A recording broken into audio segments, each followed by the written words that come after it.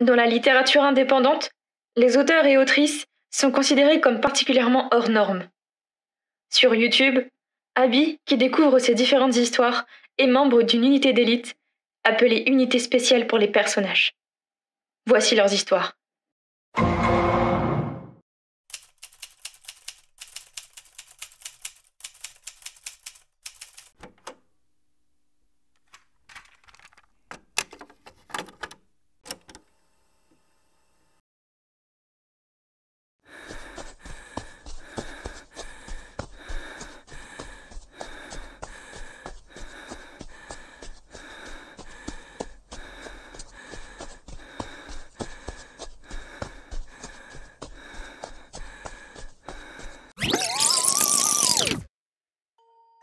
Hey, salut toi, c'est Chris.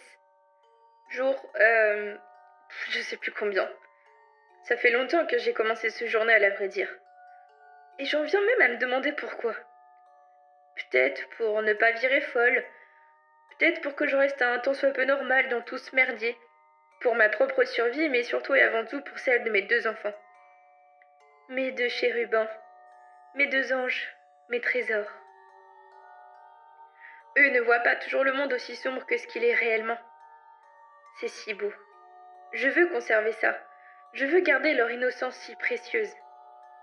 C'est nécessaire au vu de notre vie actuelle. Est-ce que je t'ai déjà dit que c'était la merde ? Oui. Oui, bien sûr. Mais je crois que j'ai encore besoin de te le dire. Parce que si je garde ça en moi, j'ai peur de, tu sais, péter un plomb. Mais je refuse. Je me bats,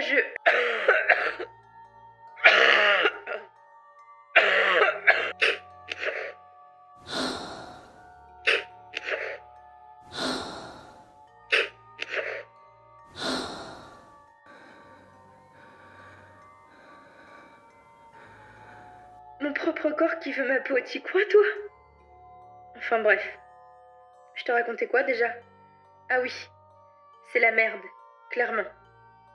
Je crois que je ne t'ai encore jamais raconté comment ça avait commencé. En même temps, tout est allé si vite.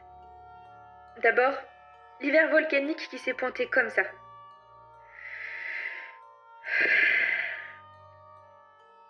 Enfin non, pas juste comme ça. C'est nous, les humains, les fautifs. Notre espèce a encore foutu le bordel et on récolte juste ce que l'on sème. Et ouais, après toutes ces années où on vivait à crédit, la Terre redécide de reprendre ses droits. Dame Nature n'est pas contente et n'a clairement pas envie de se montrer clémente.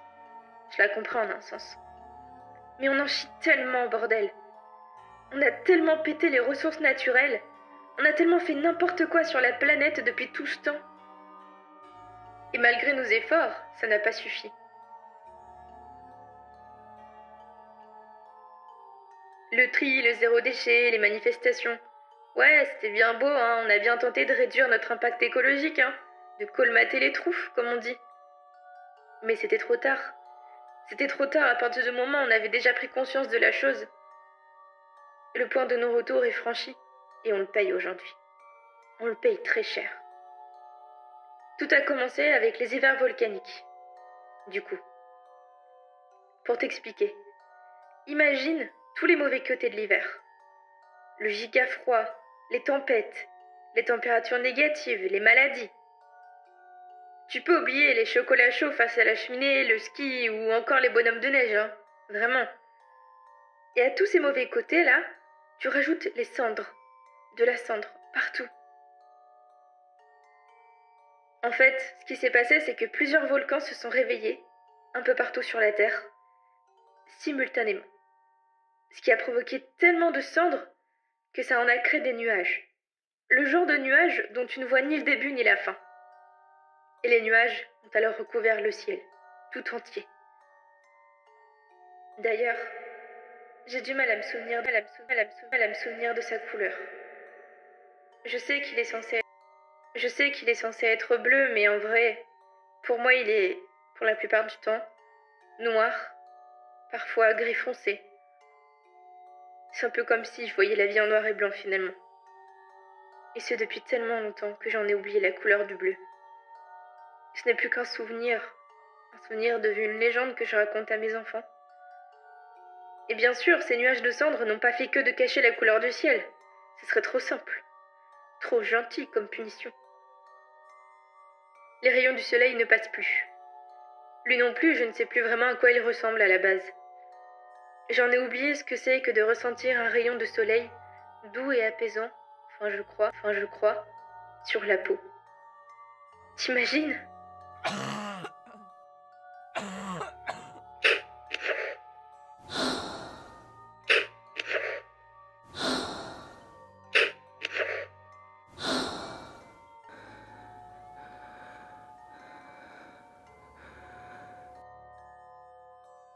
En plus de ça, avec mon asthme, c'est la mort pour sortir.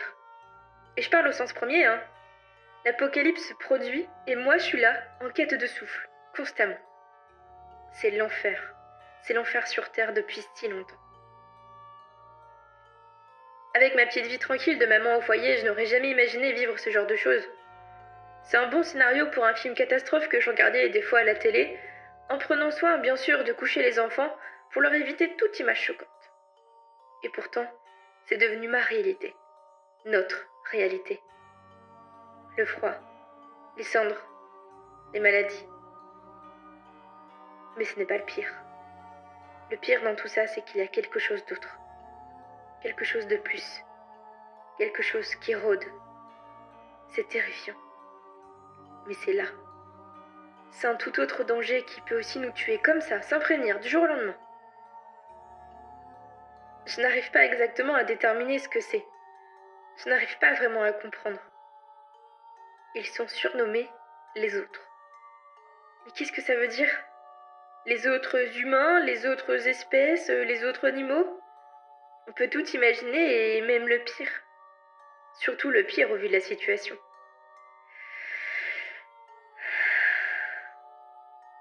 Je ne dors plus vraiment. Ce n'est pas un vrai sommeil. J'appelle ça de la somnolence vigilante. J'ai si peur en même temps. L'angoisse est devenue mon émotion principale. Et tant mieux, tu sais. D'un côté, ça me tient en alerte. Pour mes enfants, pour notre survie, pour essayer de s'en sortir. Allez, je te laisse. Je dois rester en alerte pour mon tour de garde. Peut-être à une prochaine fois. Ou pas.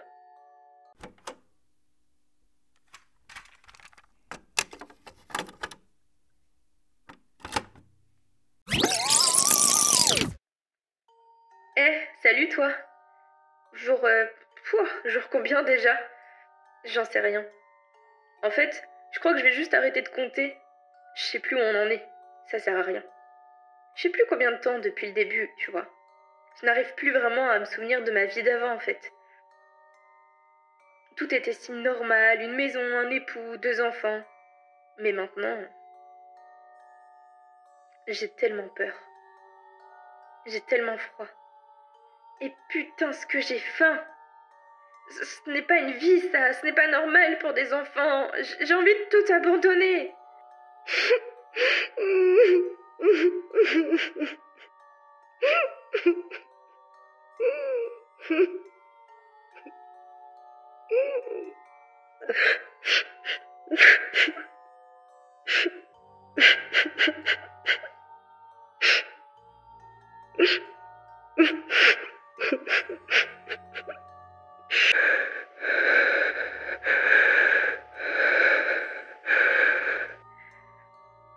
Je dois me battre pour mes enfants. J'ai bon espoir qu'on va s'en sortir. Ouais, j'y crois. En tout cas, je vais tout faire pour y croire. Et mes enfants pourront y croire à leur tour.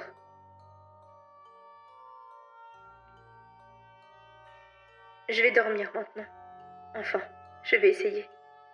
J'ai besoin de me reposer pour mieux me battre demain et mater cette putain d'apocalypse.